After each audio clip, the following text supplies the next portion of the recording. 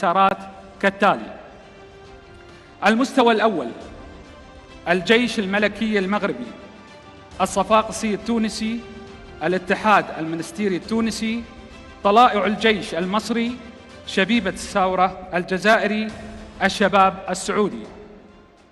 المستوى الثاني قطر القطري، الوحدة الإماراتي، السيب العماني، النهضة العماني، شباب الأردن، القوة الجوية العراقي. أما المستوى الثالث فيضم المحرق البحريني، المنامة البحريني، تشرين السوري، شباب الخليل الفلسطيني، البرج اللبناني، نواديبو الموريتاني. أما المستوى الرابع فيضم الاتحاد الليبي، أهلي طرابلس الليبي، الهلال السوداني، المريخ السوداني، الكويت الكويتي، فحمان اليمني، ليتأهل 6 أندية إلى النهائيات. أما الآن اسمحوا لي أن أدعو الكابتن القدير ماجد عبد الله للبدء في مراسم سحب القرعة، فليتفضل مشكورا.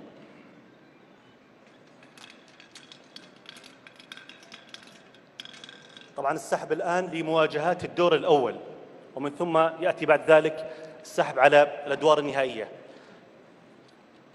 كابتن ماجد على الفريق الأول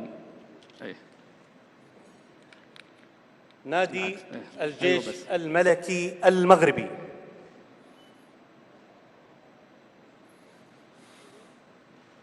في أي موقع كابتن عصام؟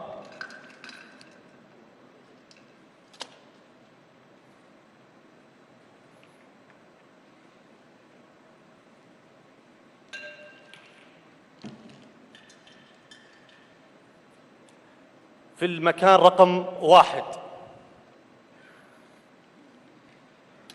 إذن الجيش الملكي المغربي ذهاباً في المربع رقم 1، وإياباً على أرض شباب الأردن.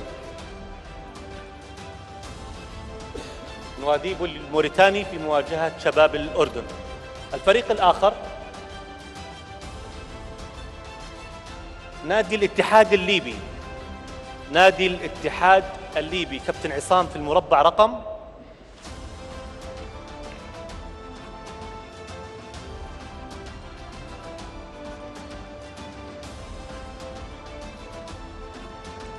مربع رقم 2. إذن سيلتقي بالجيش الملكي المغربي إياباً على أرض الاتحاد الليبي، ذهاباً على أرض الجيش الملكي المغربي.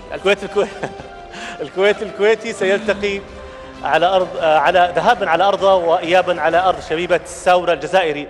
شكراً للكباتن الكرام، يعطيكم العافية. شكراً لأساطير العرب حسني،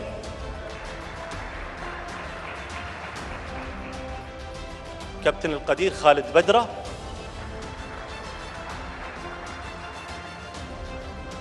للمشاركة في مراسم الأدوار النهائية من كأس الملك سلمان للأندية.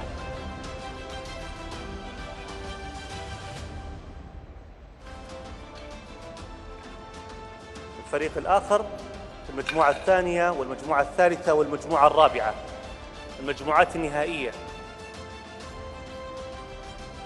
نادي الوداد المغربي. نادي الوداد المغربي كابتن محمد.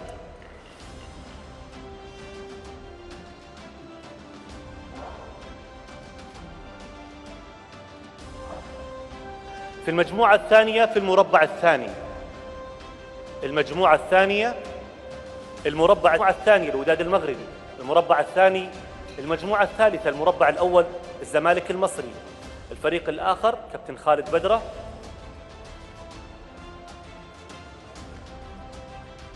نادي الرجاء المغربي، وهو الفريق الأخير في المستوى الأول لهذه البطولة حسب تصنيف البطولة. كابتن عماد مربع رقم 4 المربع الثاني. إذن المجموعة الرابعة الرجاء المغربي في المربع الثاني. تفضل. المجموعة الرابعة المربع الثاني، وأيضا الكابتن عماد الحسني.